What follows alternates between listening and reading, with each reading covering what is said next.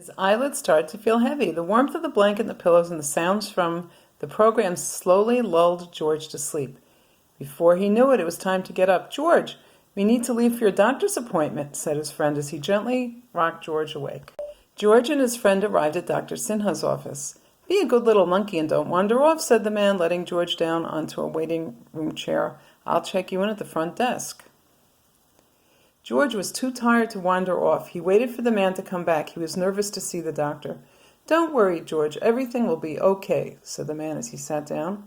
A nurse opened a nearby door and peered down at his clipboard. "George," he called. The man with the yellow hat took George's hand and they walked into the exam room. "Hi, George," said Dr. Sinha. "I hear you're not feeling well." George nodded his head. "Well, let's take a look."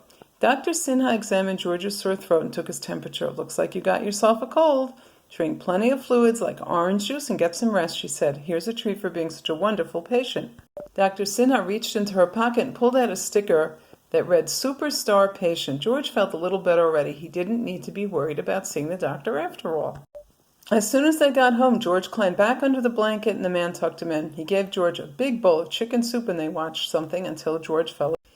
The next day, George was still a little sniffly, but he was feeling better. It was a good thing because today George was having a play date with his friend Sam.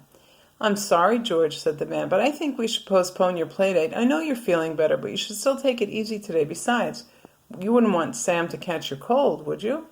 George was disappointed. He had been looking forward to seeing Sam. Reluctantly, he snuggled onto the couch.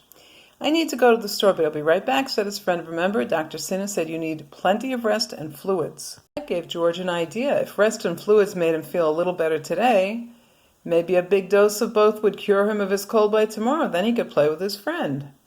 George grabbed every blanket and pillow he could find and added them to the couch. The pile grew higher and higher. Soon, he had a mountain of blankets and pillows. He climbed to the top for rest, but oh no, the pile came tumbling down. Maybe it was time for some orange juice. George went to the kitchen and found the carton of juice in the refrigerator. He got a glass from the cupboard, but there wasn't enough orange juice to fill it.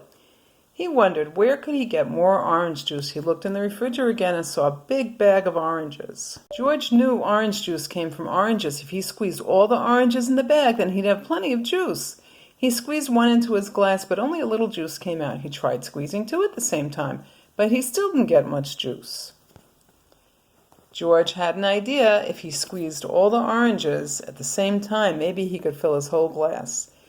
He squished the bag first with his hands and then with his feet. The bag was filling with juice. Maybe if he jumped on it, even more juice would come out. George jumped up and down on the bag. He was having so much fun he didn't notice the man with the yellow hat standing in the doorway. "George, what's going on here? Look at this mess," said the man. The kitchen had puddles of juice everywhere, and there were blankets and pillows all over the living room floor. George pointed to the orange juice and then the blankets. "Oh, were you trying to follow Dr. Sinha's orders?" asked his friend. George nodded. The man smiled. "Well, this might make it easier." He pulled a new carton of orange juice out of the grocery bag.